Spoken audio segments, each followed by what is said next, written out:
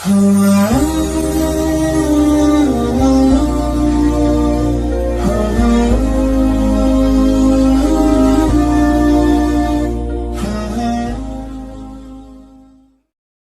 باللہ من الشیطان الرجیم بسم اللہ الرحمن الرحیم الحمد للہ الذی نور قلوب العارفین بنور معرفتہ واثبت فؤاد انبیائہ واولیائہ بقصص الانبیاء والمرسلین وأكمل إيمان المسلمين والمؤمنين بولاية علي أمير المؤمنين عليه السلام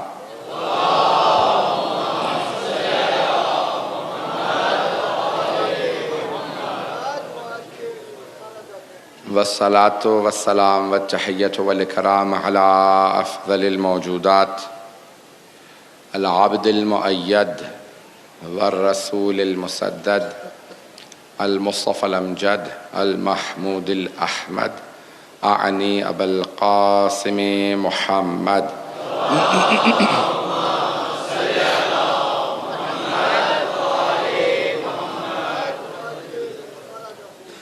وعلى روحه ونفسه وصاهره ووسيه سيد الأتقياء والأصفياء مولا الموالي امام المتقين علي بن ابي طالب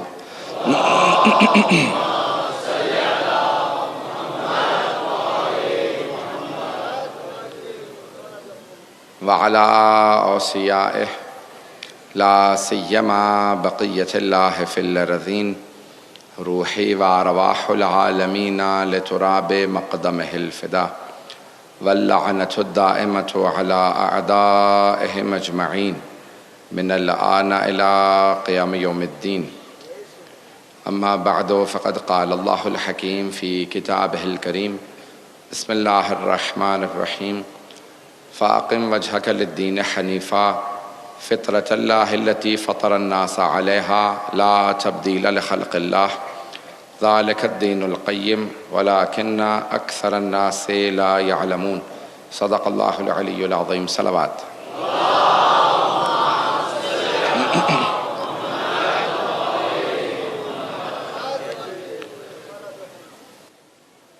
معرفت دین کے عنوان سے سلسلہ مجالس جاری ہے.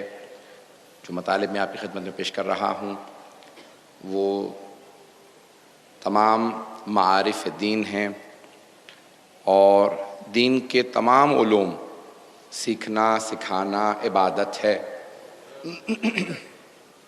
اللہ سبحانہ و تعالیٰ نے ہم پہ کرم کیا کہ اس نے ہمیں دین حق کا پیروکار پیدا کیا ہے اور یہ اس کا ہم پہ بہت فضل و کرم ہے کہ ہم محمد و آل محمد علیہ السلام کے ماننے والے ہیں. یہ اس کی بہت بڑی نعمت ہے. اگر خدا نہ خواستہ کسی اور دین پہ ہوتے تو معلوم نہیں ہے کہ ہم پہنچ پاتے یا نہ پہنچ پاتے. یہ ہم اس دین ہی پہ پیدا ہوئے ہیں، یہ اس کا کرم ہے. اور پھر اس دین میں ہوتے اور پھر آل محمد کے ماننے والے نہ ہوتے تو پھر دین میں رہ کے دین سے باہر ہی ہوتے. یہ اس کا کرم ہے کہ اس نے ہمیں آل محمد کا ماننے والا پیدا کیا ہے.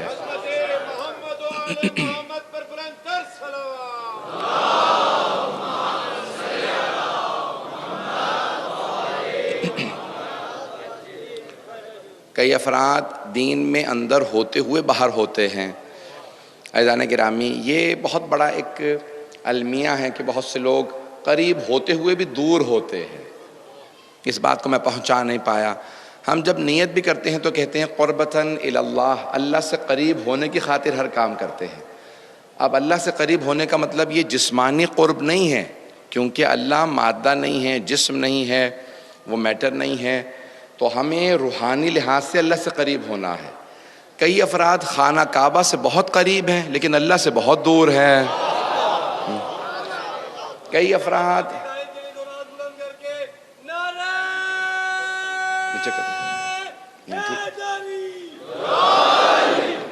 تو کئی افراد بعض اوقات کعبے سے قریب ہوتے ہیں لیکن اللہ سے دور ہوتے ہیں. اور کئی افراد حبیب خدا کے مزار کے بڑے قریب ہوتے ہیں لیکن پیغمبر سے بہت دور ہوتے ہیں۔ تو قرب بہت ضروری ہے، اور یہاں تک کہ بہت سے افراد کہتے ہیں کہ جو پیغمبر اسلام کے زمانے میں وہ تو بہت قریب تھے۔ نہیں، جناب اویس قرنی بہت دور تھے، یمن میں تھے، لیکن پیغمبر اسلام سے پھر بھی بہت قریب تھے۔ تو یہ پیغمبر سے قریب ہونا جسمانی لحاظ سے نہیں ہے، روحانی اعتبار سے ہے۔ آپ دور بھی ہوں، کہیں مکے مدینے سے دور ہونا یہ عیب نہیں ہے، لیکن اللہ کے دین سے دور ہونا، محمد و آل محمد سے دور ہونا یہ بہت بڑا عیب ہے۔ تو اس لیے بہت قریب ہو جانا چاہیے۔ اب ہم ہزاروں میل کے فاصلے پہ کربلا سے بیٹھے ہیں، لیکن ہمارے دل کربلا میں ہے، تو یہ اللہ سے قریب۔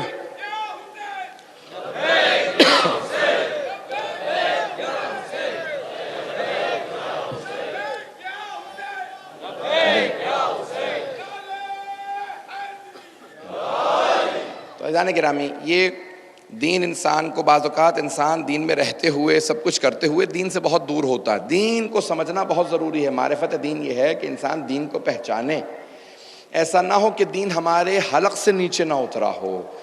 وَلَمَّا يَدْخُلِ الْإِيمَانُ فِي قُلُوبِكُمْ، اللہ قرآن کریم میں کہہ رہا ہے میرے حبیب، بہت سے لوگ آپ سے آ کے کہتے ہیں کہ ہم لوگ ایمان لے آئے ہیں، ان سے کہہ دیجئے ابھی ایمان تمہارے دلوں کے اندر حلق سے نیچے نہیں اترا ہے۔ وَلَمَّا يَدْخُلِ الْإِيمَانُ فِي قُلُوبِكُمْ، تمہارے دلوں میں ایمان داخل ہی نہیں ہوا، بل قولوا اسلمنا، یہ کہو ابھی ہم مسلمان ہوئے ہیں۔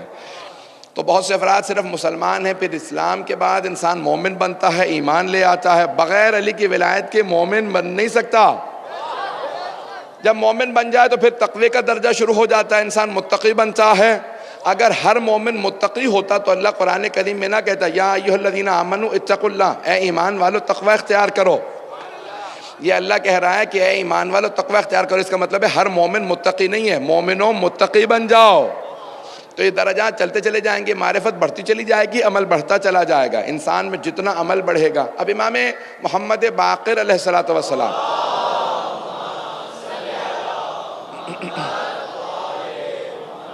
وعجل فرجہ فرماتے ہیں کہ من عمل علی ما علم اتاہ اللہ علم ما لم یعلم، جو کچھ سیکھ لیتا ہے اس پہ اگر عمل کرنا شروع کر دے تو اللہ اسے اس چیز کا علم دے دیتا ہے جو وہ نہیں جانتا۔ یہ آپ جب اپنے علم پہ عمل کرنے لگتے ہیں تو انسان کے خود بخود معرفت کے درجے بڑھنے لگتے ہیں۔ تو بہت ضروری ہے کہ انسان عمل کرتا رہے۔ آئیے ذرا میں ایک اور مرحلے کو پیش کرنا چاہتا ہوں آج، اور وہ فطرت کے عنوان سے بات کو آگے بڑھانا چاہتا ہوں۔ فطرت کیا شے ہے؟ فاقم وجہک للدین حنیفا فطرت اللہ التی فطر الناس علیہا، اللہ کہہ رہا ہے میں نے تمام مخلوقات کو فطرت پہ خلق کیا۔ فطرت وہ چیز ہے جو کبھی بدلتی نہیں ہے، ہر ایک میں فطرت کے تقاضے ویسے ہی ہوتے ہیں جیسے دوسرے افراد میں۔ توجہ ہے میرے ساتھ؟ میں اس کو آج پیش کرنا چاہ رہا ہوں، سننا چاہیں گے انشاءاللہ تعالیٰ۔ تو فطرت سب میں برابر ہوتی ہے، سب میں ایک سی ہوتی ہے، یہ فطرت بدلتی نہیں ہے۔ تو سب میں کچھ چیزیں پائی جاتی ہیں۔ دو اصطلاحات ہیں، تھوڑی سی علمی بحث ہے، اس کو انشاءاللہ تعالیٰ سب غور سے سنیں گے۔ تو ایک ہے لفظ فطرت، انگلش میں جسے نیچر کہا جاتا ہے، اردو میں فطرت ہی کہتے ہیں۔ جانوروں میں جبلت ہوتی ہے، اسے فطرت نہیں کہتے، کہ وہ جو کچھ کر رہے ہوتے ہیں ان کے اندر ایک جبلت ہے۔ اور انسان کا ایک لفظ ہے غریزہ، انگریزی میں سے کہتے ہیں انسٹنکٹ۔ دونوں میں فرق ہے، غریزے میں اور فطرت میں فرق ہے، انسٹنکٹ میں اور نیچر میں فرق ہے۔ تھوڑا سا علمی بحث ہے، سن لیجئے گا انشاءاللہ، بہت لطف آئے گا انشاءاللہ اگر آپ سمجھ جائیں گے۔ غریزہ اور فطرت، غریزہ ایسی شے ہے جو کوئی بدلنا بھی چاہے تو نہیں بدل سکتا، جیسے بھوک ہے، پیاس ہے، اور بہت سی انسان کی خواہشات ہیں، یہ غریزہ ہے۔ انسان کے غرائز نہیں بدلتے، غریزے نہیں بدلتے، غریزہ ہمیشہ انسان کے اندر موجود رہتا ہے اور اس کو طلب رہتی ہے اس غریزے کے پورا کرنے کی۔ لیکن فطرت کیا شے ہے؟ فطرت بھی بدلتی نہیں ہے اگر کوئی دوسرا نہ بدلے، لیکن اگر معاشرہ فطرت کو بدلنے لگے تو فطرت بدل جاتی ہے۔ تھوڑی سی توجہ کریں گے، اولاد کی محبت فطرت کا تقاضا ہے، ایسا ہے یا نہیں؟ اولاد کی محبت انسان کی فطرت کا تقاضا ہے، غریزہ نہیں ہے، فطرت ہے۔ جب انسان کو پتہ چلتا ہے کہ میری اولاد ہے تو انسان اس سے محبت کرنے لگتا ہے، یہ فطرت ہے فطرت۔ لیکن عرب کے جو جاہلیت کے زمانے کے لوگ تھے وہ اپنی بیٹیاں زندہ دفنا دیا کرتے تھے۔ اب تھی فطرت، لیکن کیونکہ معاشرے کا فشار رہتا تھا تو وہ فطرت بدلنے لگی تھی۔ فطرت میں محبت ہے، اس کے باوجود بھی فطرت بدل گئی. اس کا مطلب ہے معاشرے کے فشار سے کئی مرتبہ فطری تقاضے بدل جاتے ہیں. معاشرے کے فشار سے اب ہر بچہ فطرت اسلام پہ توحید پہ پیدا ہوتا ہے، لیکن معاشرہ اسے کچھ سے کچھ بنا دیتا ہے. یہ معاشرہ جب انسان کو بدلنے لگتا ہے تو اس کا مطلب ہے کہ کئی مرتبہ فطری تقاضوں کی وجہ سے اندر سے آواز آتی ہے، نہیں تم غلط کر رہے ہو. تبھی تو بہت سے افراد اپنی بیٹیوں کو نہیں دفناتے تھے، کیونکہ اندر سے آواز آتی تھی نہیں یہ غلط ہے، بیٹیوں کو نہ دفناؤ.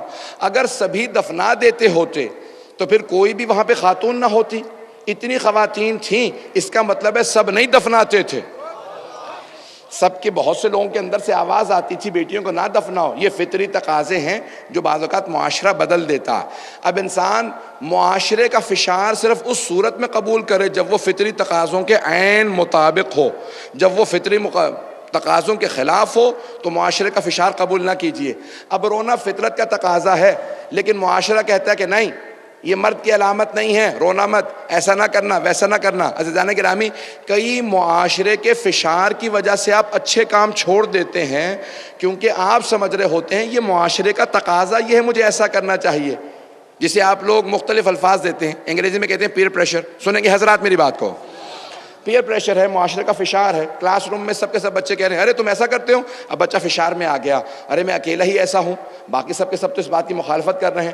اب اس کے ذہن میں فشار آنے لگتا ہے، وہ اس چیز سے اچھی چیز سے بھی دور ہونے لگتا ہے. ارے تمہیں ہمیشہ ہوم ورک کر کے آ جاتے ہو، تم تو بالکل ہی استاد کے سامنے جھک گئے ہو. سارے بچے جو ہیں وہ ہوم ورک نہیں کرتے. عزیزان گرامی، یہ جو فشار ہے نا مختلف، وہ انسان کو کئی اچھی چیزوں سے دور کر دیتے ہیں. فشار اس صورت میں قبول کریں جب فطرت کے تقاضوں کے مطابق ہو. جب فطرت کے تقاضوں کے خلاف ہو تو فشار قبول نہ کیجیے.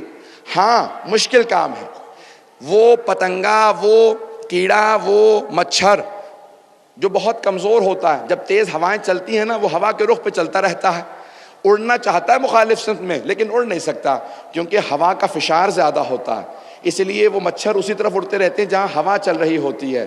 عزیزان گرامی، علی ابن ابی طالب کے ماننے والے ہواؤں کی مخالف سمت میں اڑ کے بتاتے ہیں کہ ہم علی کے ماننے والے ہیں.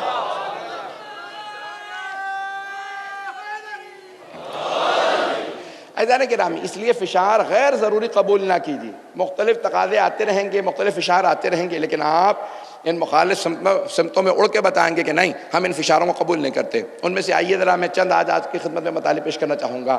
بہت سی ایسی چیزیں جو سخت ہوں گی لیکن انشاءاللہ سنیے گا، اور اگر سننا چاہتے ہیں تو بآواز بلند صلوات پڑھیں گے محمد علیہ.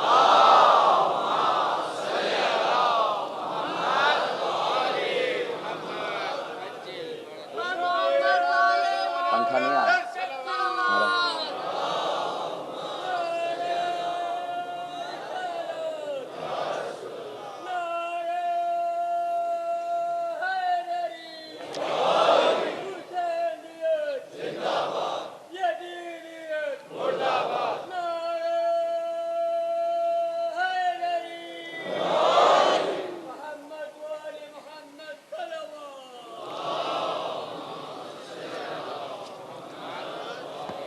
اس سے بہتر انداز سے صلوات کی زحمت فرمائیں گے.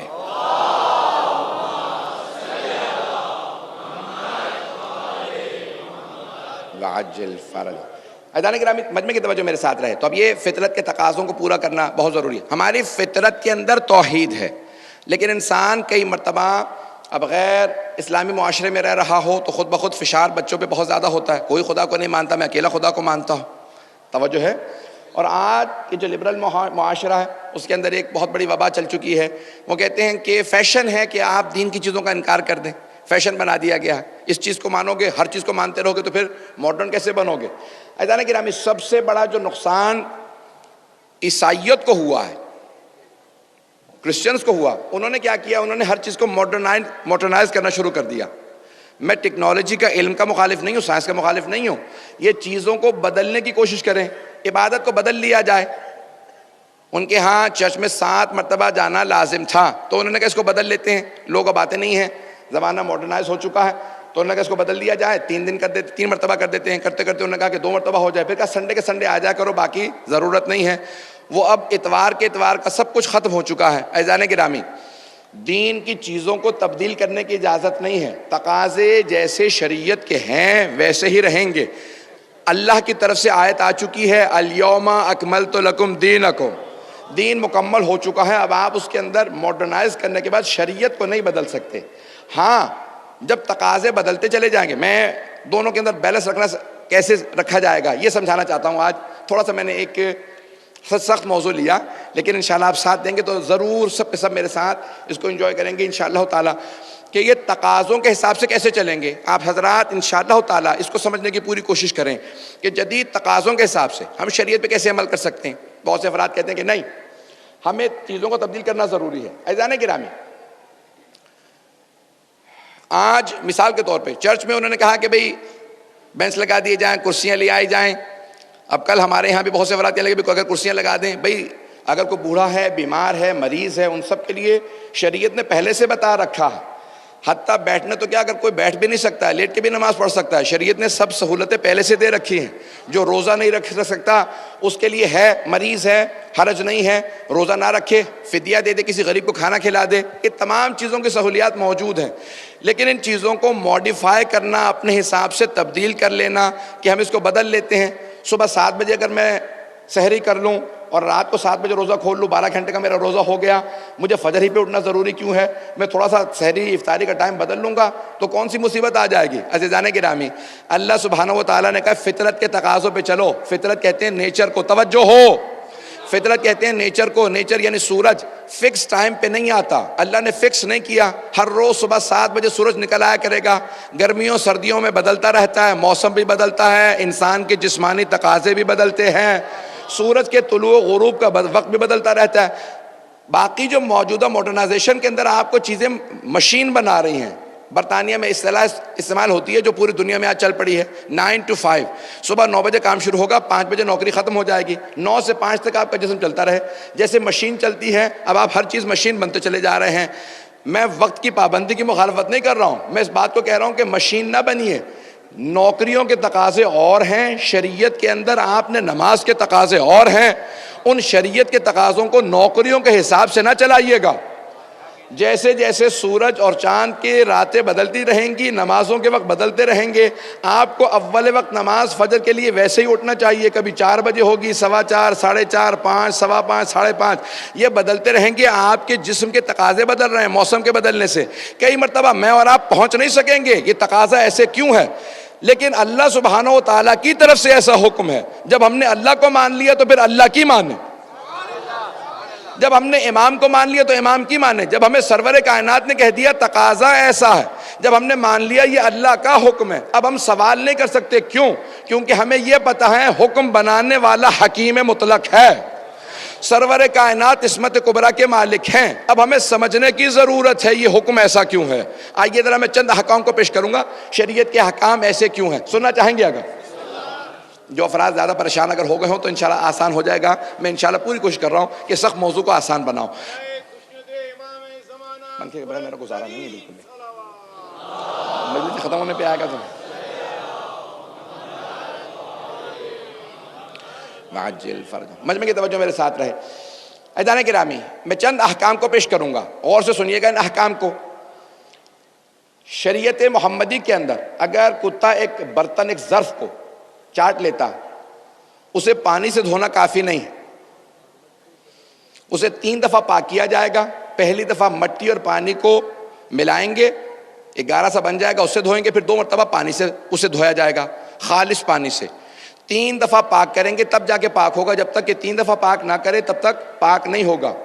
عزیزان گرامی، کہاں پہ شریعت محمدی میں بتایا گیا؟ یہ بعد میں 20ویں صدی میں 40-50 سال پہلے پتہ چلا کہ کتا جب کسی چیز کو چاٹتا ہے تو اس کے تھوک کے اندر ایک ایسے جراثیم ہوتے ہیں جس سے بہت سی بیماریاں پھیلتی ہیں۔ وہ پانی سے جراثیم مرتے ہی نہیں ہیں، جب تک مٹی اسے نہ مس ہو جائے تب تک وہ چیز مرتی ہی نہیں ہے۔ اب یہ 1400 سال بعد آ کے سائنس ہمیں بتا رہی ہے کہ کتے کے تھوک کے اندر یہ تمام جراثیم پائے جاتے ہیں، رسول خدا نے تب بتایا تھا۔ میں کہتا ہوں کہ ابھی بھی صرف ایک چیز پتہ چلی ہے، جیسے جیسے سائنس ترقی کرتی چلی جائے گی ہمیں باقی چیزیں پتہ چلتی چلی جائیں گی۔ عزیزان گرامی، اس لیے ہم سوال کرنے کے مجاز نہیں ہیں، ہم یہ نہیں کہہ سکتے کیوں۔ ہمیں یہ پتہ ہونا چاہیے کہ جب ہمیں رسول عربی نے یہ قانون دیا ہے تو کسی حکمت کے تحت یہ قانون دیا ہوگا۔ جب ائمہ معصومین علیہ السلام نے کوئی قانون بتایا تو اسی عین حکمت کے قانون کے مطابق ہے۔ یہ تمام کے تمام چیزیں، آئیے ذرا میں نماز سے متعلق چند چیزوں کو پیش کرنا چاہتا ہوں آج، کہ نماز کی جب آپ شروع کرتے ہیں، جناب امیر سے پوچھا گیا مولا یہ نماز ایسی ہے۔ عزیزان گرامی، یہ جو افراد کہتے ہیں نا صبح صبح ورزش کر لیجئے، تمام اعضاء آپ کے جیسی ان کو ورزش کی ضرورت ہے وہ ساری چیزیں نماز میں پائی جاتی ہے۔ کچھ افراد تو پہنچ گئے ہیں باسے۔ عزیزان گرامی، انسان کی جو ہاتھوں کو اٹھاتا ہے، آپ آتے ہیں کبھی آپ نے دیکھا وضو کے اعضاء دھونے والے صرف کوہنی سے لے کے ہاتھوں تک، چہرے کا دھونا، ہاتھوں کا دھونا، پھر سر کا صرف مسح ہے، سر کو دھو نہیں رہے ہیں، پاؤں کا مسح ہے، یہ تمام کے تمام اگر میڈیکل سائنس کے اندر دیکھے جائیں، یہ انسان کی سٹیمیولیشن کے لیے، انسان کو دوبارہ جب انسان نیند میں چلا جاتا ہے یا سستی میں چلا جاتا ہے تو اس کو دوبارہ چستی میں لانے کے لیے انہی اعضاء کو دھویا جاتا ہے۔ ان اعضاء کو شریعت نے کہا جب دھو لو گے تو اللہ کی بارگاہ میں آنے کے لیے آمادہ ہو جاؤ گے، کیونکہ سستی اللہ کو پسند نہیں ہے۔ سستی کی حالت میں اللہ کے سامنے نہ آنا کہ نماز شروع ہو پتہ ہی نہ ہو کہ میں نماز پڑھ رہا ہوں یا کیا پڑھ رہا ہوں۔ عزیزان گرامی، اللہ کہتا ہے مجھے وہ آدمی پسند نہیں ہے جو میرے سامنے آئے اباسیاں لیتا ہوا نماز پڑھے۔ جب انسان بالکل اپنی پوری توانائی کے ساتھ، پوری توجہ کے ساتھ نماز پڑھتا ہے وہی نماز قبول ہوتی ہے۔ اب آئیے ذرا دنیا کے تقاضوں کے اندر قوانین کے حساب سے میں نماز کی تھوڑی سی آپ کو حکمت و فلسفہ پیش کروں گا۔ شریعت محمدی میں نماز کی کتنی اہمیت ہے۔ سب سے پہلے شروع کرتے ہیں نیت کرتے ہیں۔ سب سے پہلے نیت، اللہ کی خوشنودی کی خاطر پڑھتا ہوں۔ مرحوم ایک بہت بڑے عالم دین، انہوں نے نماز کے فلسفے پہ کتاب لکھی ہے۔ وہ کہتے ہیں کہ میں ایک مرتبہ ایک ہوائی جہاز میں سفر کر رہا تھا، جہاز میں بیٹھ گیا، 1 گھنٹہ 2 گھنٹہ 3 گھنٹہ ہوائی جہاز لیٹ ہو گیا۔ میں نے ایک مرتبہ پوچھا کیا بات ہے، ہوائی جہاز کیوں نہیں اڑ رہا؟ کہا کہ عملے میں سے، یہ جو ہوائی جہاز کا عملہ ہے ان میں سے کسی نے خبر دی ہے کہ اس نے شاید چھوٹا سا ایک چوہا دیکھا ہے ہوائی جہاز کے اندر، تو جب تک کہ یقین نہیں ہو جاتا کہ وہ چوہا جہاز میں نہیں ہے یا اسے نکال نہیں دیا گیا، یہ ہوائی جہاز نہیں اڑے گا۔ تو میں نے کہا اتنا بڑا ہوائی جہاز، ہاتھی سے بڑا ہوائی جہاز، چھوٹا سا چوہا آ گیا اور آپ جو ہے وہ ہوائی جہاز نہیں اڑا رہے؟ کہ نہیں آقا، ایک چھوٹی سی تار بھی کتر دے تو ہوائی جہاز کا تعلق زمین سے منقطع ہو جائے گا، اس کا رابطہ منقطع ہو جائے گا، ہوائی جہاز اڑنے لائق نہیں رہے گا۔ کہ فوراً میرے ذہن میں بات آ گئی کہ چھوٹی سی نیت ہے، چھوٹی سی نیت ہے، لیکن اگر اس کے اندر تھوڑی سی بھی خرابی آ جائے، دکھاوا آ جائے، ریاکاری آ جائے تو ساری نماز چلی جاتی ہے۔ یہ چھوٹی سی نیت ہے، لیکن اللہ کے ساتھ اگر صحیح ہو جائے تو ساری نماز قبول، نہیں تو اس چھوٹی سی نیت کی خرابی کی وجہ سے ساری نماز ضائع ہو جاتی ہے۔ عزیزان گرامی، پہلی چیز ہی نیت ہے، دوسری ہے تکبیرۃ الاحرام۔ مولا امیر المومنین فرماتے ہیں جب دنیا کے سامنے جب جاتے ہو عدالت کے اندر تو ہاتھ اٹھا کے کہتے ہو جو کچھ کہوں گا سچ کہوں گا، سچ کے سوا کچھ نہیں کہوں گا۔ ہاتھ اٹھا کے انسان قسم کھاتا ہے۔ عزیزان گرامی، سچ بولنے کے لیے ہاتھ اٹھایا جاتا ہے۔ مولا فرماتے ہیں اللہ نے کہا دونوں ہاتھ اٹھا لو، نماز شروع کرتے ہی دونوں ہاتھ اٹھاؤ، اللہ اکبر، پروردگارہ جو کچھ کہوں گا سچ کہوں گا، سچ کے سوا کچھ نہیں کہوں گا، تو سب سے بڑا ہے۔ اب جب نماز شروع کرو اور کہہ دو کہ اللہ سب سے بڑا ہے تو اب اور کسی چیز کو نہ سوچئے گا نماز کے دوران، کوئی شے اتنی بڑی نہیں جتنا اللہ بڑا ہے۔ اب یہ نہ ہو کہ نوکری ذہن میں چل رہی ہو، پیسہ ذہن میں چل رہا ہو، نماز شروع ہو، وہ کام جو کہیں یاد نہ آتا ہو نماز میں یاد آنے لگے۔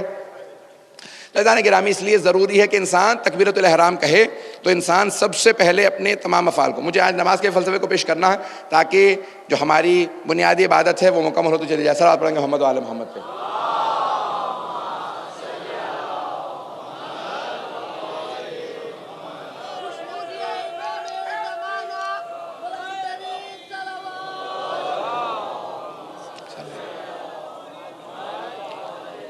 میں اصل میں گرمی کا بالکل بھی عادی نہیں ہوں اور ایک آدھ مرتبہ پہلے بھی گر چکا ہوں کہیں پہ ممبر سے، تو یہ بہرحال پہلے میں نے کہا تھا کہ میں پنکھے بغیر گزارا نہیں، جتنی ہو سکے میرے خیال میں مجلس کے بعد ہی آئے گا پنکھا، تب تک میرے ساتھ چلتے رہے گا۔ میرے لیے بہت مشکل ہوتا ہے پڑھنا، بہت زیادہ مشکل ہو جاتا ہے۔ تو عزیزان گرامی توجہ میرے ساتھ رہے، میں جتنا پیش کر رہا ہوں اس کو سنتے چلے جائیے گا۔ عزیزان گرامی، یہ نماز اس کے مختلف حالتیں ہیں، اس تمام حالات کے اندر انسان جب تک اپنی پہلی ابتدا کو درست نہ کر لے تب تک نماز قبول نہیں ہوتی ہے۔ توجہ ہے میرے ساتھ؟ عزیزان گرامی، انسان نماز میں آ جاتا ہے۔ جناب امیر سے سوال کیا کسی نے، کہا مولا پیغمبر اسلام نے فرمایا کہ الصلاۃ معراج المومن، نماز مومن کی معراج ہے، نماز کا سب سے اچھا عمل کیا ہے؟ تو آپ نے فرمایا سجدہ، نماز کا سب سے اچھا عمل سجدہ۔ کہا کہ مولا پھر ہم سجدے کے اٹھنے کے فوراً بعد استغفر اللہ ربی و اتوب الیہ کیوں کہتے ہیں؟ اگر سب سے اچھا عمل ہے تو ہم استغفار کیوں پڑھتے ہیں؟ استغفر اللہ ربی واتوب الیہ. بھئی ابھی ہم نے سب سے اچھا عمل کیا تو پھر استغفار کیوں کر رہے ہیں؟ ہمیں تو کچھ اور کہنا چاہیے. جیسے سجدے سے اٹھے گا اللہ اکبر استغفر اللہ ربی واتوب الیہ. تو مولا نے فرمایا یہ سب سے سچا عمل، سب سے اچھا عمل کرنے کے بعد نہیں، نماز میں سب سے اچھا عمل سجدہ، سب سے اچھا عمل کرنے کے بعد استغفار نہیں پڑھ رہے، بلکہ اس لیے کہہ رہے ہیں استغفر اللہ ربی واتوب الیہ. میں سجدے سے اٹھا کیوں؟ استغفر اللہ ربی واتوب الیہ. دوبارہ اللہ اکبر کہہ کے پھر سجدے میں چلے جائیے. یہ استغفار کے بعد دوبارہ سجدہ.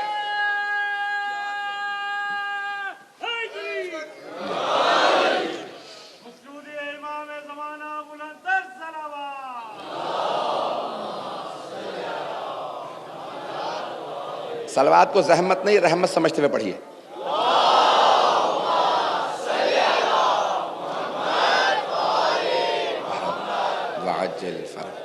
عزیزان گرامی، یہ تمام کے تمام عبادات ان کے تقاضے ہیں. آئیے ذرا جناب امیر علیہ السلام کی نماز کو دیکھا جائے. میں مثال ایک صرف پیش کرنا چاہتا ہوں، بہت تفصیل نہیں دوں گا اور کچھ اور احکام بیان کروں گا.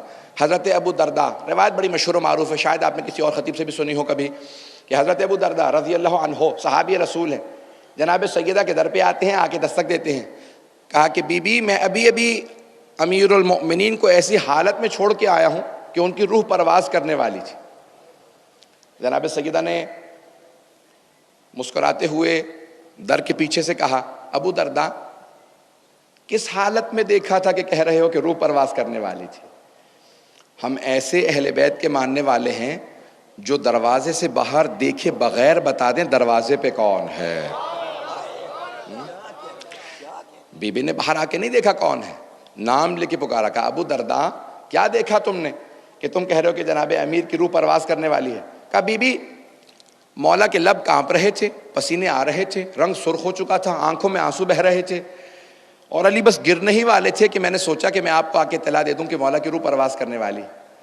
تو بی بی جانتی تھی کہ مولا کی شہادت کوفے میں ہے. فوراً کہا ابو درداء بس مجھے اتنا بتاؤ علی کہیں نماز تو شروع کرنے والے نہیں تھے؟ کہاں بی بی نماز کی تکبیرات کہہ رہے تھے، آنکھوں سے آنسو بہ رہے تھے اور مولا کانپ رہے تھے. کہا ابو درداء میں ہر روز 1000 مرتبہ علی کی یہی حالت دیکھتے ہوں. کہا جب بھی علی نماز میں آتے ہیں تو اسی کیفیت میں آ جاتے ہیں، علی نماز اسی کیفیت میں پڑھتے ہیں. علی بن ابی طالب علیہ السلام. عزیزان گرامی یہ خشیت امیر المؤمنین ہے، یہ معرفت کی وجہ سے ہے. میں پہنچا نہیں پایا ہوں، یہ معرفت کی وجہ سے ہے. ایک ہوتا ہے خوف کی مختلف اقسام ہیں. ایک آدمی کسی کی دہشت کی وجہ سے اس سے ڈرتا ہے. ایک مرتبہ کسی کے شکل کی وجہ سے ڈر رہا ہے. بچے کو ڈرا دیا جاتا ہے کہ بھئی وہاں پہ جن ہے، بھوت ہے. کسی کو کہتے ہیں کہ بھئی وہ آدمی معاذ اللہ خدا نہ خاصہ اچھا آدمی نہیں ہے، دہشت گرد ہے، انسان اس سے ڈرتا ہے. لیکن ایک مرتبہ کہتے ہیں یہ جوان اپنے والد سے بہت ڈرتا ہے. یہ نوجوان کا اپنے والد سے ڈرنا معرفت کی علامت ہے کہ بوڑھا باپ ہے، چل بھی نہیں سکتا، اس کا ڈرنا بتا رہا ہے یہ باپ کو پہچانتا ہے، اس کی معرفت رکھتا ہے. عزیزان گرامی یہ جوان بیٹے کا باپ سے ڈرنا معرفت کی وجہ سے ہے، اس کے ادب و احترام کی وجہ سے ہے، تعظیم کی وجہ سے ہے. آل محمد سے زیادہ اللہ کی کوئی تعظیم نہیں کرتا تھا، اس لیے آل محمد سے زیادہ نماز میں کوئی خشیت نہیں کرتا تھا. وہ تعظیم کی وجہ سے خوف و خشیت ان پہ تھی جس کی وجہ سے وہ نماز ایسی پڑھتے تھے. عزیزان گرامی آج پوری دنیا کے اندر صلوات پڑھیں محمد و آل محمد پہ.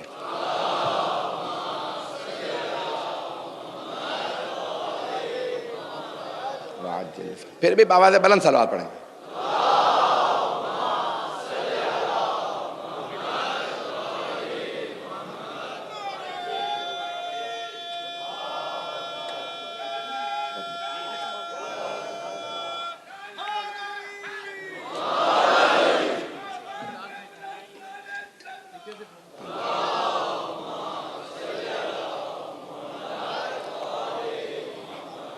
توجہ ہے میرے ساتھ تمام حضرات. عزیزان گرامی تمام عبادات کی کوئی نہ کوئی حکمت ہے، کوئی نہ کوئی فلسفہ ہے جس کے تحت اللہ نے ان تمام عبادات کو ہمارے لیے بھیجا. توجہ ہے میرے ساتھ. یہ تمام عبادات کسی نہ کسی حکمت کے تحت آئی ہیں. بالکل اب میں اختتام پہ ہوں انشاءاللہ، مجھے 10 سے 15 منٹ آپ کو زحمت دینی ہے.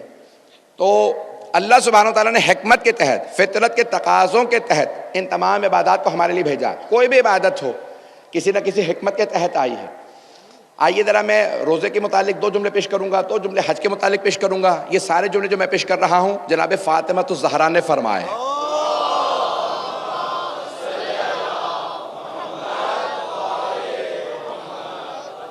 عظمت جناب فاطمہ الزہرا سلام اللہ علیہا پر بہترین صلوات۔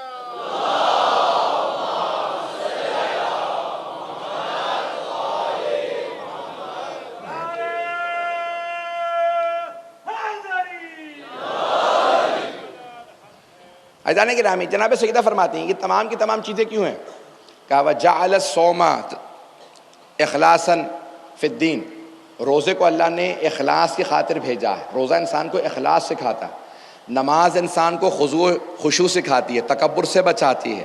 جو سر جھکانا سیکھ لیتا ہے وہ تکبر سے بچتا رہتا ہے۔ جو روزہ رکھتا ہے اس میں اخلاص پیدا ہو جاتا ہے۔ روزہ ہی سے کیوں اخلاص آتا ہے؟ اتنے عبادات ہیں، کوئی عبادت ہمیں اخلاص سکھا دے، روزے سے کیوں اخلاص پیدا ہوتا؟ توجہ ہے میرے ساتھ؟ روزے سے اخلاص اس لیے پیدا ہوتا ہے کہ تمام عبادات کچھ کرنے کا نام ہے۔ نماز، تکبیرۃ الاحرام، رکوع، سجود، تشہد، سلام، ان تمام چیزوں کا نام ہے۔ خمس و زکوٰۃ کچھ راہ خدا میں ادا کرنے کا نام ہے۔ حج، طواف، احرام، ان تمام کے تمام ارکان کے بجا لانے کا نام ہے۔ لیکن روزہ کچھ کرنے کا نام نہیں ہے، روزہ اپنے آپ کو روکنے کا نام ہے۔ اگر کوئی آدمی روزہ رکھے ہوئے تو کیا کرو بھئی؟ روزہ رکھ کے کیا کرنا ہے؟ کچھ نہیں کرنا۔ روزہ ہے اپنے آپ کو روکنے کا نام، کھانے سے، پینے سے، غیبت سے، جھوٹ سے، یہ تمام 10 چیزیں جن کو اللہ نے منع کر دیا، ان تمام چیزوں سے روکتے رہیں، آپ کا روزہ ہے۔ نیت کر لیں، نیت پر امساک، ان تمام چیزوں کا نام ہے روزہ۔ حکمت ہے روزے کی، نیت کرنے کے بعد انسان امساک کرے، اپنے آپ کو روکے۔ جب جائز چیزوں سے انسان اپنے آپ کو روکنا سیکھ لے گا تو ناجائز چیزوں سے خود بخود رکنا آ جائے گا۔ انسان کو جائز چیزوں سے بھی روکنا آ گیا، روزے کے اندر اخلاص پیدا ہو جاتا ہے۔ کیسے اخلاص پیدا ہوتا ہے؟ کسی کو نہیں معلوم کسی کا روزہ ہے، انسان کیا پتہ ویسے ہی کھا پی نہ رہا ہو، تو انسان جب تک کسی کو بتائے نہ، پتہ نہیں چلتا اس کا روزہ ہے، بتائے بغیر کسی کا نہیں معلوم۔ عزیزان گرامی، خاموشی سے روزہ رکھے رہنے سے انسان میں اخلاص پیدا ہوتا ہے، انسان کو عبادتوں کو چھپانا آ جاتا ہے، اپنی عبادات کے اظہار کرنے سے انسان دور رہتا ہے۔ آئیے ذرا میں ایک واقعہ پیش کر دوں گا، اس کو جناب مرحوم آیت اللہ شہید دستغیب نے اپنی کتاب میں لکھا ہے روزے کے حوالے سے، کہ 3 افراد مدینۃ النبی آئے رسول خدا کی زیارت کے لیے۔ جب تینوں مدینے پہنچ گئے، شام کا وقت تھا، ایک دوسرے سے کہنے لگے بھی ہم اگر تینوں رسول خدا کے گھر چلے جائیں تو زحمت کا سبب نہ بن جائیں، اور جب زحمت کا سبب بنیں گے تو ہمیں خود بھی شرمندگی ہوگی، تو کیا کیا جائے؟ ایک نے کہا کہ بھئی ایک آدمی ہم میں سے رسول خدا کا مہمان بن جائے، دوسرا علی مرتضیٰ کا مہمان بن جائے، تیسرا اللہ کے گھر چلا جائے۔ اللہ کا گھر یعنی مسجد۔ پہلا آدمی رسول خدا کے گھر آیا، دوسرا جناب امیر کے، تیسرا مسجد چلا گیا۔ صبح کو تینوں ملے، آپس میں ملاقات کی، مدینے سے باہر سے آئے تھے، دور سے، تو آنے کے بعد ایک دوسرے سے بات کرنے لگے کہ بھئی کیا ہوا؟ رسول خدا کے مہمان تھے، پیغمبر نے کیا کیا؟ کہ بھئی مجھے کچھ خورمے دیے، روٹی کا ٹکڑا دیا، اور خود ہی اپنی بکریوں کو دودھ دیا، اور میں اس کے بعد ایک بچھونا دیا، میں وہیں پہ ان کے گھر میں سو گیا۔ دوسرے نے کہا میں علی مرتضیٰ کا مہمان تھا، جو ابھی آپ نے رسول خدا سے متعلق بیان کیا، بالکل یہی کچھ علی مرتضیٰ نے مجھے عطا کیا، بالکل اسی طرح سے خورمے دیے، کھجور دیے، روٹی کا ٹکڑا دیا، کچھ دودھ دیا، بچھونا دیا، میں سو گیا۔ اللہ کے مہمان نے کہا میں اللہ کا مہمان تھا، اللہ نے کچھ بھی نہیں دیا کھانے پینے کو، اور نہ میرے لیے بچھونا تھا، تو میں اسی طرح سے مسجد میں بیٹھا رہا۔ عزیزان گرامی، انسان کو پڑھنے والے کو خود اندازہ ہو جاتا ہے کہ مجلس پڑھنا جو ہے وہ جو میں ذہن میں مطلب لے کے آتا ہے انسان بعض اوقات نہیں پیش کر پاتا۔ آج جس طرح سے مجلس رہی ہے انشاءاللہ کل میں بہتر انداز سے پیش کروں گا، سن لیجیے گا آج جتنا پیش کر رہا ہوں۔ تو عزیزان گرامی، ایک مرتبہ جو جناب امیر اور جناب رسول خدا کا مہمان رہا تھا، ان دونوں نے تو کہہ دیا کہ ہم اس حالت میں رہے۔ اللہ کے مہمان نے جیسے شکوہ کیا، رحمت الہی کو جلال آیا، فوراً جناب جبرائیل کو نازل کیا، کہا کہ جبرائیل میرے حبیب سے کہو کہ میرے مہمان آپ کی اور علی کے مہمان نے صرف فجر کی نماز پڑھی ہے، میرے مہمان نے تہجد کی نماز بھی پڑھی ہے۔ اے حبیب، اگر بھوک سے بہتر کوئی تحفہ ہوتا تو میں اپنے مہمان کو وہی عطا کرتا۔ میرا بندہ مجھ سے 2 حالتوں میں سب سے زیادہ قریب ہوتا ہے، ایک جب بھوکا ہوتا ہے، دوسرا جب سجدے میں ہوتا۔ عزیزان گرامی، یہ بھوک بعض اوقات انسان شکوہ کرتا ہے لیکن اس کے بے انتہا اثرات ہیں تمام عبادات کے۔ آئیے ذرا حج کا فلسفہ بھی پیش کر دوں۔ حج کی حکمت اور عزاداری کی حکمت میں بہت زیادہ انسجام ہے، اس لیے پیش کر رہا ہوں، اگر سننا چاہیں گے بس بھی اسی کو سن لیجئے گا۔ عزیزان گرامی، حج بہت بڑی عبادت ہے۔ جناب سیدہ فرماتی ہیں وَجَعَلَ الْحَجَّ،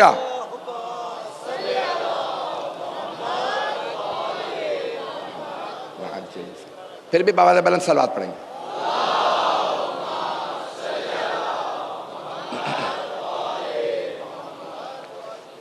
جعل الحج تشییدا للدین، اللہ نے حج کو بھیجا ہے دین کی مضبوطی کی خاطر، دین کی قوت کے اظہار کے لیے اللہ نے حج کو بھیجا۔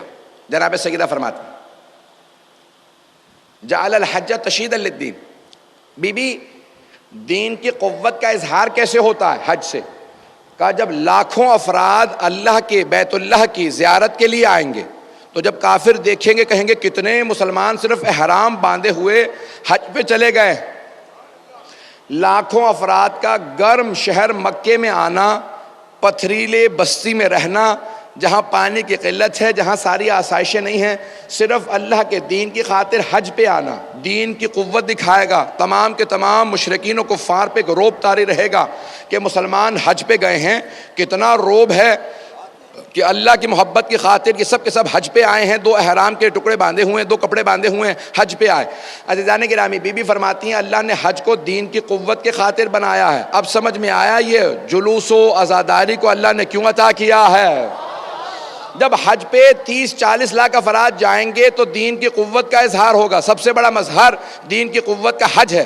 اب آپ کو سمجھ میں آیا کہ یہ جناب سید الشہداء کی زیارت 40 کے لیے لاکھوں افراد کا آنا، ملینز آف لوگوں کا آنا، 2 کروڑ افراد کا آنا، حج ہے جناب ابراہیم و اسماعیل و ہاجرہ کی یاد، اس لیے وہاں 30-40 لاکھ افراد آئے۔ جتنی بڑی قربانی اتنے افراد کی تعداد۔ لیکن کربلا ہے امام حسین کی یاد کا نام، حضرت عباس کی یاد کا نام۔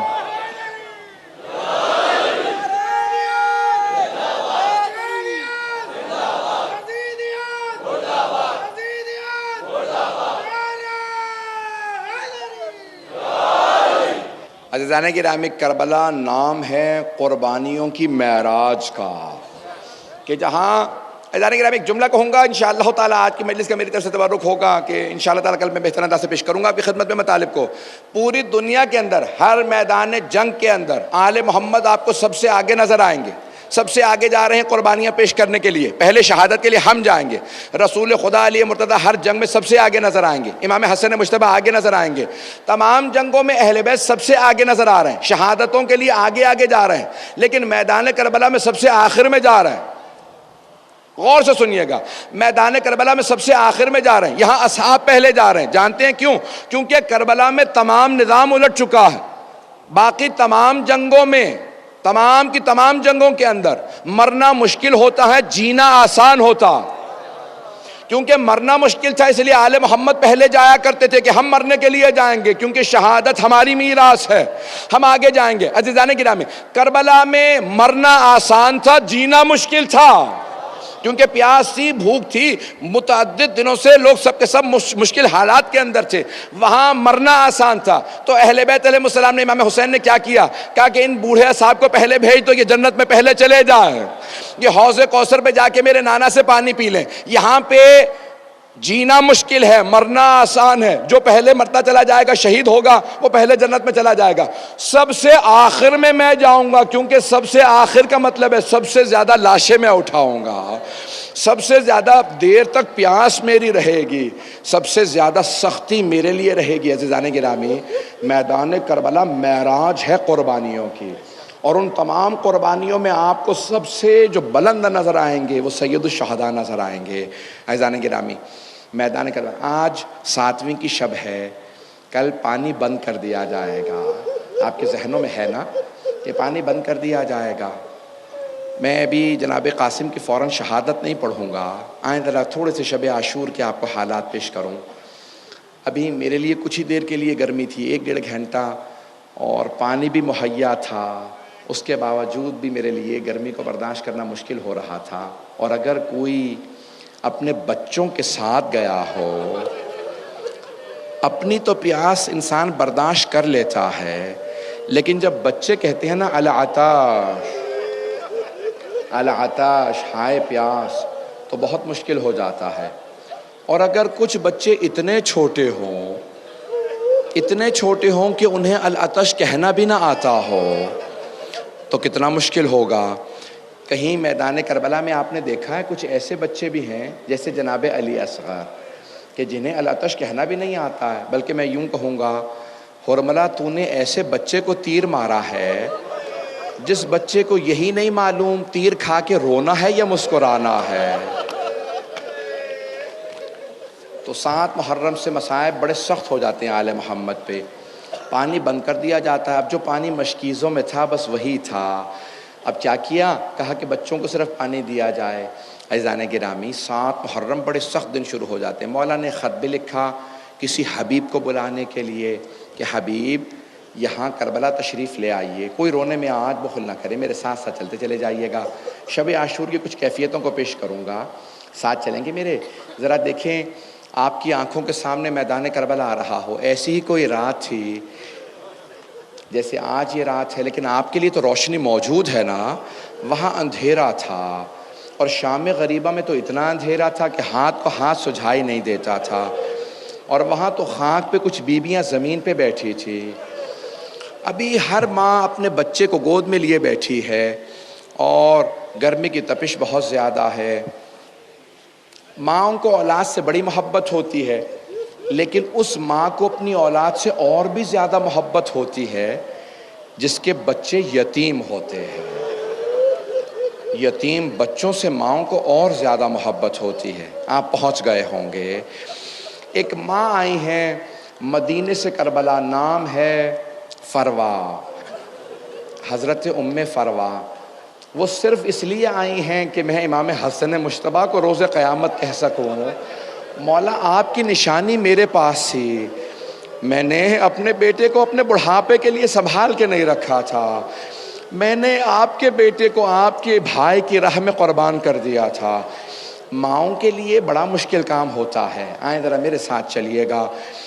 ایک شہید ہیں جناب قاسم ابن حسن، ویسے امام حسن کے اور بھی بیٹے ہیں میدان کربلا میں جو شہید ہوئے ہیں، لیکن جناب قاسم کا مقام زیادہ ہے۔ جانتے ہیں کیوں زیادہ ہے؟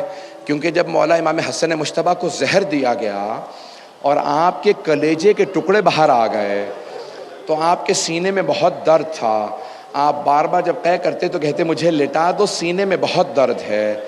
آپ نے دیکھا ہے نا چھوٹے بچے، بہت چھوٹے بچے جب باپ لیٹ جاتا ہے تو سینے پہ آ کے لیٹ جاتے ہیں۔ اب میں نے روایت میں دیکھا کہ جب امام حسن مجتبیٰ لیٹے ہوئے تھے نا، جب سینے میں تکلیف تھی تو اس وقت ایک 1.5 برس کے شہزادے آئے اور امام حسن مجتبیٰ کے سینے پہ چڑھ گئے۔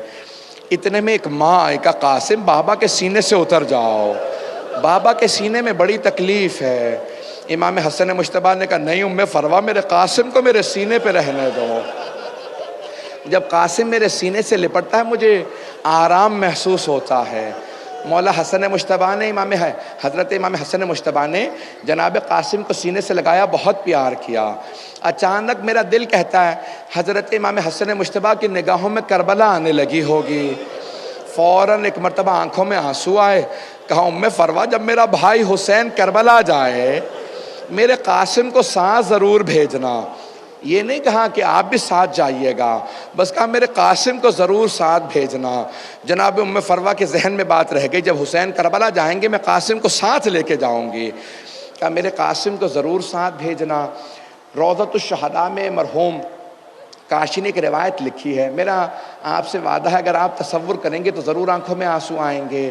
مرحوم کاشی کہتے ہیں اس وقت امام حسن مجتبیٰ نے کہا ام فروا اگر میرا قاسم زیادہ پریشان ہو، میں ایک تعویذ لکھ رہا ہوں، قاسم سے کہنا جب زیادہ پریشان ہو یہ تعویذ کھول کے پڑھ لے، اس تعویذ میں اس کا حل لکھا ہوگا۔ مولا امام حسن نے ایک تعویذ لکھا، وہ تعویذ کہا میرے قاسم کے دائیں بازو پہ باندھ دینا اور قاسم سے کہنا جب بہت پریشان ہو تعویذ کو کھول لے۔ بس بے دن گزرتے رہے، ایک مرتبہ امام حسین نے کہا میں کربلا جا رہا ہوں، فوراً جناب ام فروا نے کہا ہمیں بھی ساتھ لے کے جائیے گا، آپ کے بھائی نے وصیت کی تھی قاسم کو ساتھ بھیجوں۔ بس بھئی ایک مرتبہ مولا حسین کربلا پہنچ گئے، شب عاشور تھی، مولا حسین شہداء کی فہرست پڑھ رہے تھے، نام بتا رہے تھے کل کون کون شہید ہوگا۔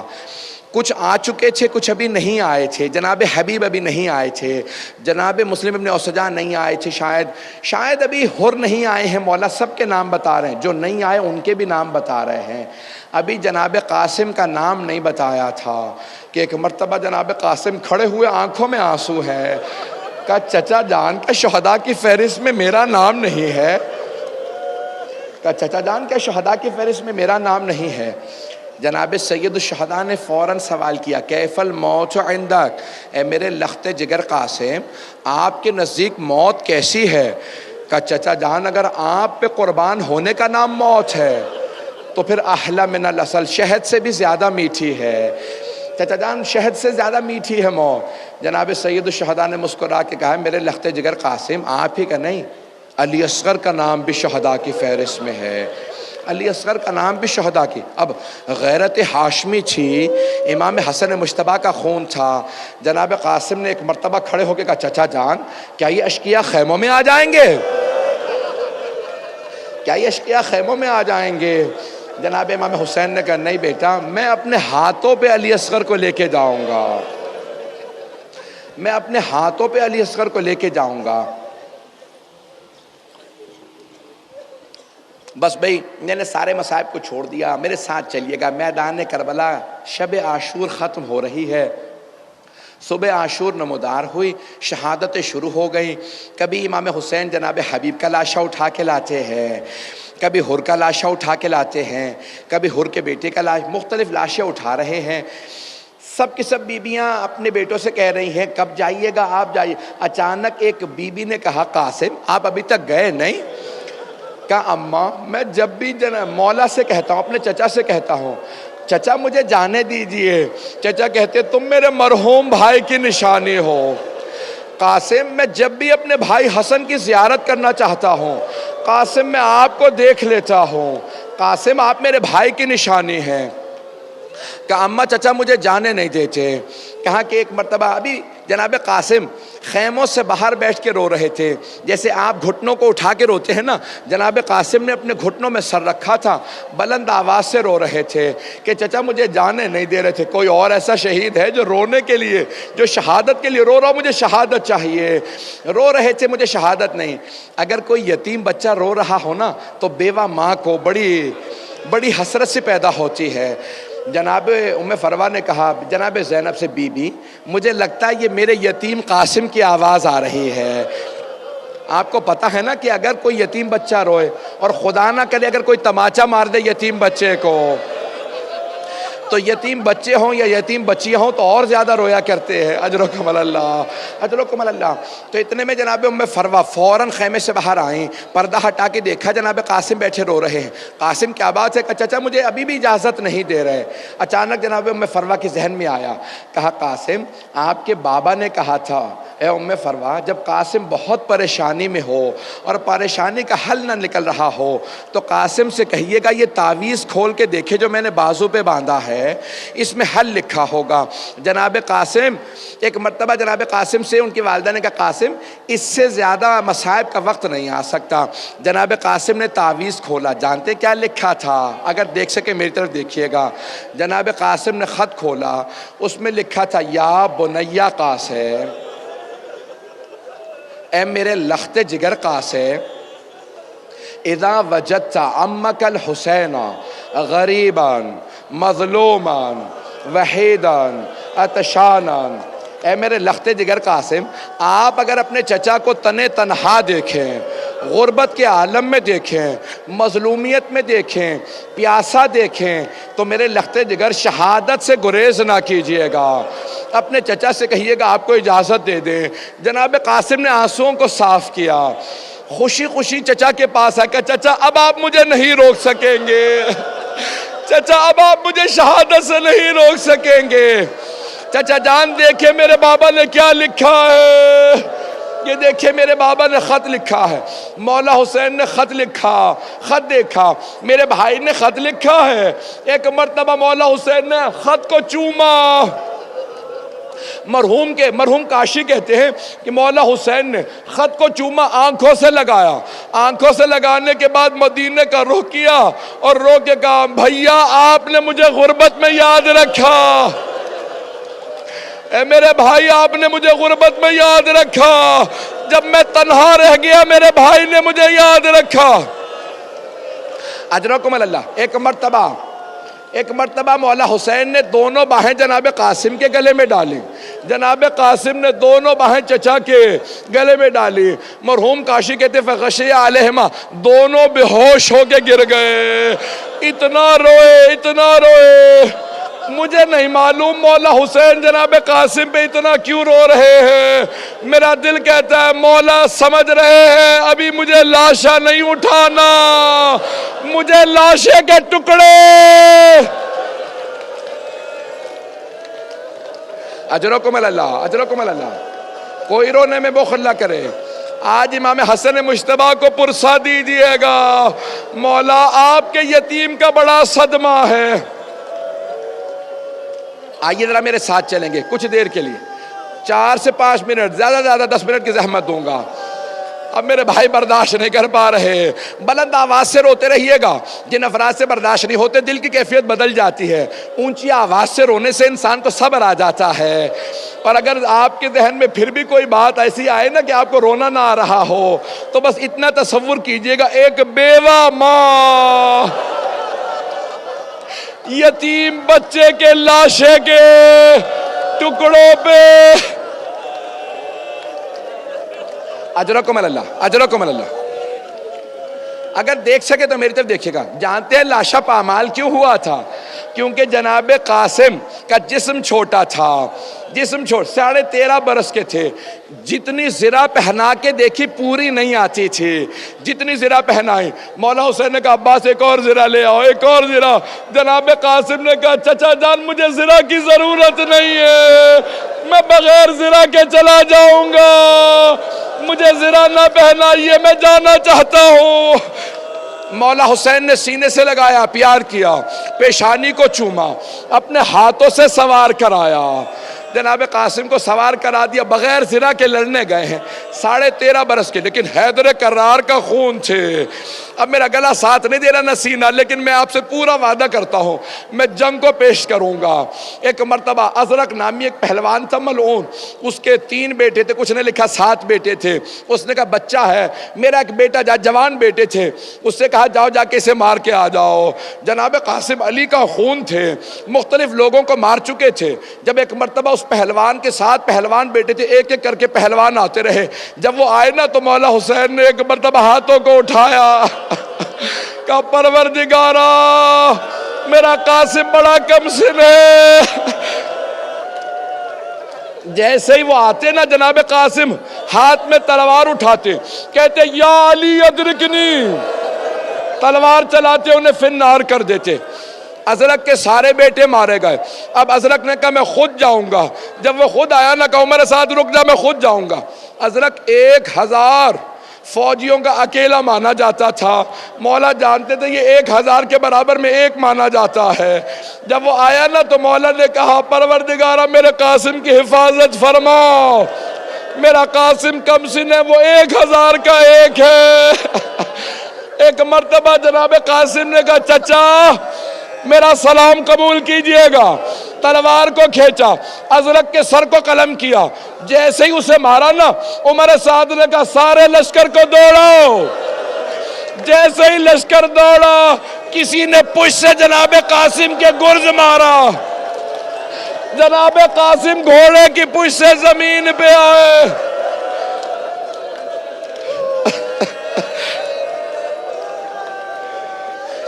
جیسے ہی گرنے لگے آواز دی چچا جان میری مدد کو آئیے، چچا جان میری مدد کو آئیے۔ روایت کے الفاظ ہیں مولا حسین ایسے تیز رفتاری سے آئے جیسے ایک عقاب اپنے شکار پہ آتا ہے۔ جب مولا نے حملہ کیا نا ساری فوجیں دوڑنے لگی، جب فوجیں دوڑنے لگی ایک بچے پہ سے سارے گھوڑے دوڑ گئے، سارے گھوڑے دوڑنے لگے۔ مولا اپنے ذوالجناح سے اترے، ایک لاشے کے پاس بیٹھ کے کہنے لگے اے میرے قاسم آپ نے بلایا، میرے لخت جگر میں آ گیا تھا لیکن آپ کا لاشا پامال ہو گیا۔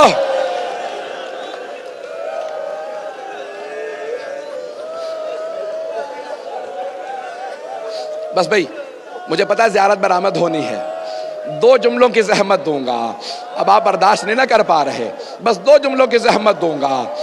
آج جناب ام فروا کو بھی پرسہ دیجئے گا، امام حسن مجتبیٰ کو بھی پرسہ دیجئے گا۔ بزرگ علماء کہتے ہیں جب گھوڑے دوڑ گئے تو اب کیسے لاشا اٹھائیں گے؟ بزرگ علماء کہتے ہیں کیسے لاشا اٹھائیں گے؟ لاشا تو ایک طرف سے اٹھایا جاتا ہے نا۔ اب کیا کیا ہوگا مولا حسین نے؟ اپنی ابا زمین پہ بچھائی، جیسے ایک مالی صبح کو پھول جمع کرتا ہے، مولا حسین نے لاشا جمع کیا۔ بس بھائی نہیں پڑھتا آگے، اب آپ برداشت نہیں کر پا رہے، میں نے تمام کر دیا، اجرکم اللہ۔ بس زیارت برآمد ہوگی، 2 جملے، آخری 2 جملے۔ وہاں ایک ماں خیمے کے پردے سے دیکھ رہی ہے، خیمے کے پردے سے ایک ماں دیکھ رہی ہے۔ بعض علماء کہتے ہیں جناب فروا نے جناب زینب سے کہا بی بی حسین تو گٹھڑی سی لے کے آ رہے ہیں، میرا 13 برس کا جوان بیٹا۔ ایک مرتبہ جناب ام فروا نے کہا ہوگا قاسم جب جنت میں جانا بابا سے کہنا میں نے وعدہ پورا کر دیا تھا۔ الا لعنت اللہ علی القوم الظالمین وسيعلم الذين ظلموا أي منقلب ينقلبون۔ بس بھئی ہاتھوں کو بلند کر کے 2 جملے دعا کے کہوں گا۔ پروردگارا آج ایک ایسے یتیم کا ہم پرسہ دینے آئے ہیں جو مظلوم باپ کا مظلوم بیٹا ہے۔ پروردگارا جناب قاسم بڑے مظلوم ہے، ہر ماں کو حسرت ہوتی ہے نا میری آنکھوں کے سامنے میرا بیٹا چلتا رہے۔ میں سخت جملہ کہہ رہا ہوں، مجھے معاف کر دیجیے گا، ہاتھوں کو سب بلند کریں گے، اگر دیکھ سکے تو میری طرف دیکھیے گا۔ 6 امام سے کسی نے پوچھا مولا دنیا کی سب سے بڑی خوشی کیا ہے ماں باپ کے لیے؟ مولا نے کہا کسی کا ایک بیٹا ہو، جوان ہو جائے اور آنکھوں کے سامنے پھرتا رہے، دنیا میں اس سے بڑی کوئی خوشی نہیں ہوتی۔ کہا مولا دنیا کا سب سے بڑا مصائب کیا ہے؟ مولا نے رو کے کہا جب وہی جوان بیٹا آنکھوں کے سامنے مارا جائے، اس سے بڑا کوئی مصائب نہیں۔ میں کہوں گا جناب ام فروا آپ کی بڑی آزمائش ہے۔ ماتم حسین